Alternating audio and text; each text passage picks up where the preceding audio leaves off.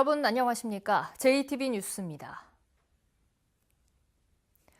익산 지역의 유일한 가출 청소년을 위한 쉼터가 문을 닫았습니다.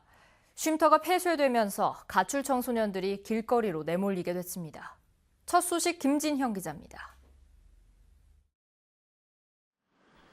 한 종교단체가 운영해온 익산의 일시 청소년 쉼터입니다. 가출 청소년을 위한 쉼터로는 유일합니다. 지난 2013년에 세워진 뒤로 집을 나온 수백여 명의 청소년들이 이곳에서 돌봄을 받아왔습니다. 그러나 지난 7월 갑자기 문을 닫았습니다. 이곳을 운영한 종교단체가 해마다 3억 원가량의 보조금을 받지만 경영난을 이유로 운영을 포기했기 때문입니다.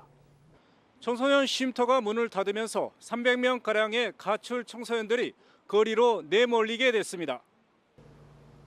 가출 청소년을 돌본 근로자들 역시 일자리를 잃고 뿔뿔이 흩어졌습니다.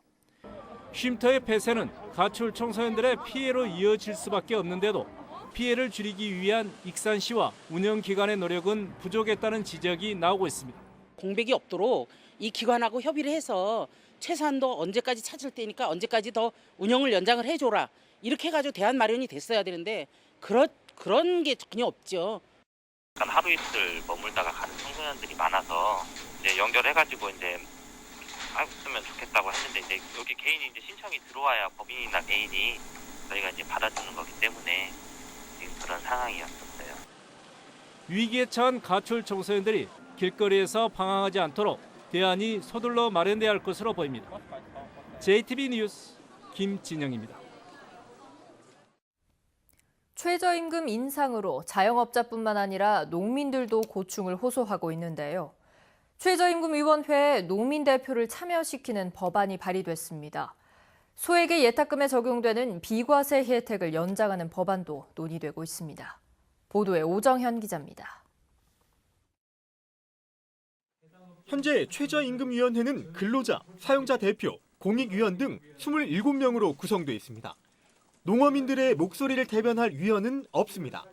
예를 들어 농촌에선 인부에게 인건비 외에도 식사와 숙박을 제공하지만 임금 범위엔 인건비만 포함돼 농민들에게 부담이 됩니다. 김종혜 의원이 발의한 최저임금법 개정안은 최저임금위원회에 농민 대표를 1명 이상 참여하도록 규정하고 있습니다. 농업을 대표하는 우리 대표가 참석을 해서 선진국과 같이 업종별, 직종별 차별 적용을 하는 이러한 법안이 통과돼야만이 우리 농민들에게 수혜 혜택이 돌아간다 이것이지요. 새마을금고의 경우 비과세가 적용되는 예탁금 3천만 원 이하의 회원이 90%를 차지합니다. 이 같은 비과세 예탁금은 서민들의 생활 자금으로 유용하게 사용됩니다. 조세특례 제한법 개정안은 올해 12월 31일로 종료되는 비과세 혜택의 일몰 기간을 서민들의 생활 안정을 돕기 위해 6년 연장하고 있습니다. 이런 분들에 대한 과세 면제가 절실한 시점인데 그 과세 면제 기한이 올해 말로 끝나게 됩니다. 그래서 2024년까지 과세 면제를 하기 위한 그런 법을 제안을 한 것이죠. 최저임금법 개정안은 최저임금의 업종별 차등 적용을 위한 것으로 심의 과정에서 다른 업종과의 형평성이 쟁점이 될 수 있습니다. JTB 뉴스 오정현입니다. 전주 출신의 고 최명희 작가가 한글로 쓴 대형 손편지가 최근 발견됐습니다. 대표작인 혼불에서도 최명희 작가의 한글 사랑을 엿볼 수 있는데요. 주혜인 기자가 전해드립니다. 돌돌 말린 종이를 펼치자 130cm에 이르는 긴 편지가 모습을 드러냅니다. 몇 글자를 제외하곤 모두 정갈한 필체에 한글로 써내려갔습니다. 안녕하시온지오라는 따뜻한 안부로 시작하는 편지에서는 우리말을 대하는 글쓴이의 진정성을 느낄 수 있습니다. 대하소설 혼불을 쓴 고 최명희 작가가 38년 전 고향 후배인 김병종 화가에게 보낸 편지입니다. 이제 이사를 여러 번 다니고 하면서 분실한 걸로 알았었는데 서고에서 발견이 됐죠. 한글의 그 격조와 아름다움을 좀 보여줬으면 좋겠다 이런 생각이 들어서 제가 보관하고 있기보다는 문학관에 기증하는 게 좋겠다. 17년에 걸쳐 집필된 혼불에는 무려 6천여 가지의 다양한 어휘가 담겨 있습니다. 형용사 하나를 찾기 위해 국어사전을 샅샅이 뒤지고 생생한 사투리를 담으려고 시골 마을을 누벼온 최명희 작가. 전주와 남원을 배경으로 한 혼불이 20세기 말 우리말의 아름다움을 형상화한 기념비적인 작품으로 평가받는 이유입니다. 이렇게 페이지 못 쓰고 이렇게 항상 이렇게 노트 같은 거 들고 다니신 걸 몇 번 봤대요. 집집마다 이렇게 동네마다 다 돌아다니신 거예요. 돌아다니면서 그게 언어고 풍습이고 다 이렇게 발굴하신 거예요. 우리말을 지켜 우리 정신에 기둥을 세우고 싶다는 최명희 작가의 말이 잊고 있던 한글의 소중함을 일깨워주고 있습니다. JTB 뉴스 주혜인입니다. 요즘 작곡가들은 오선지 대신 컴퓨터 앞에서 곡을 만듭니다. 악기가 내는 다양한 소리를 미리 샘플로 만들어둔 덕분인데요. 상대적으로 늦었던 국악 분야에서도 최근 가상악기가 개발돼 창작의 지평이 더 넓어질 것으로 기대됩니다. 하원호 기자입니다.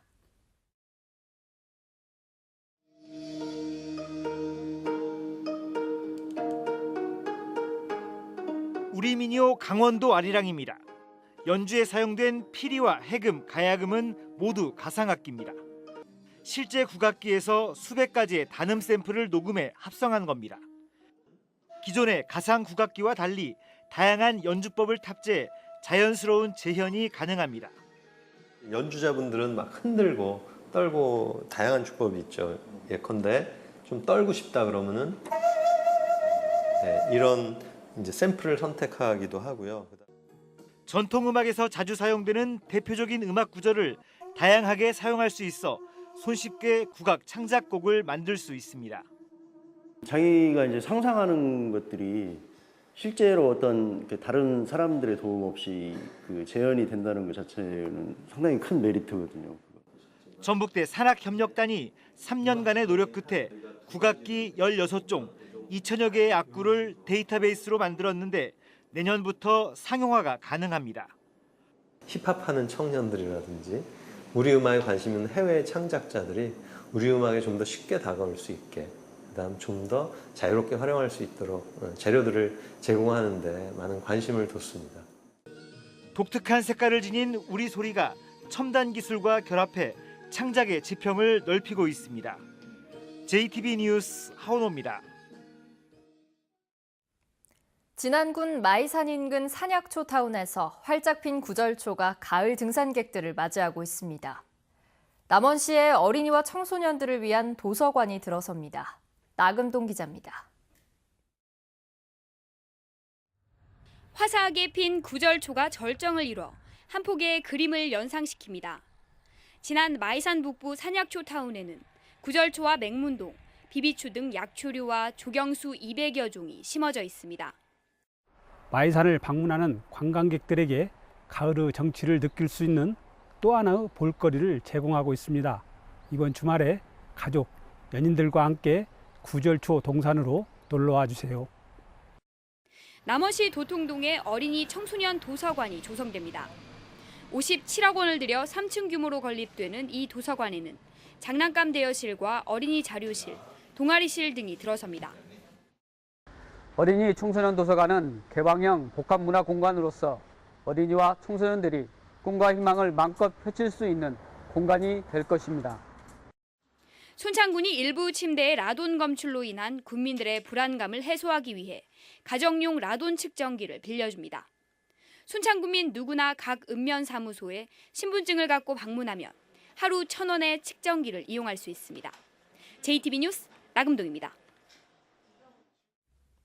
오늘부터 국회 국정감사 일정이 본격적으로 시작되면서 전라도의 현안도 집중 조명될 것으로 보입니다. 국토교통위 소속인 민주당 안호영 의원은 첫날인 오늘 정부 세종청사에서 국토부와 새만금 개발청 등을 상대로 새만금 사업과 신공항 추진 상황 등을 질의할 예정입니다.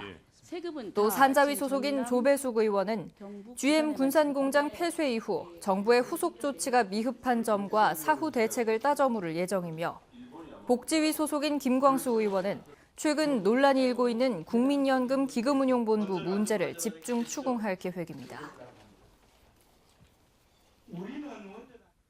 최근 5년간 주요 열차 노선의 운행 지연 사례가 크게 증가한 것으로 나타났습니다. 국회 박재호 의원에 따르면 호남선 KTX는 2015년 한 건뿐이었던 20분 이상 지연 사례가 지난해 13건으로 늘었고 새마을호는 40분 이상 지연된 사례가 6건에서 23건으로 증가했습니다.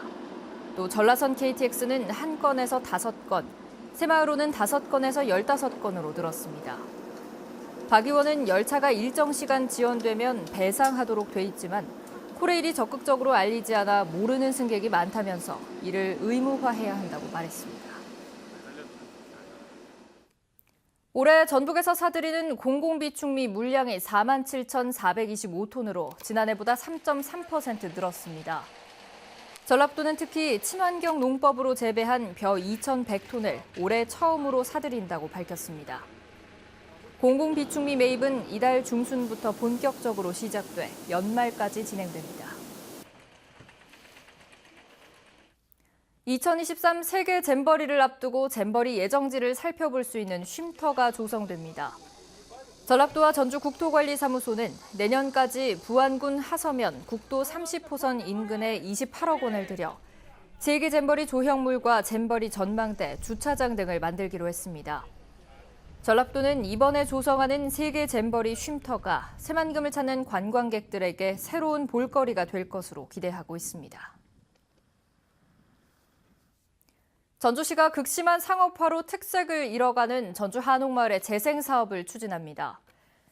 전주시는 우선 한옥마을 주민자치회를 구성해 한옥마을을 규제가 아닌 주민 중심의 자율공동체로 조성해 나가겠다고 밝혔습니다.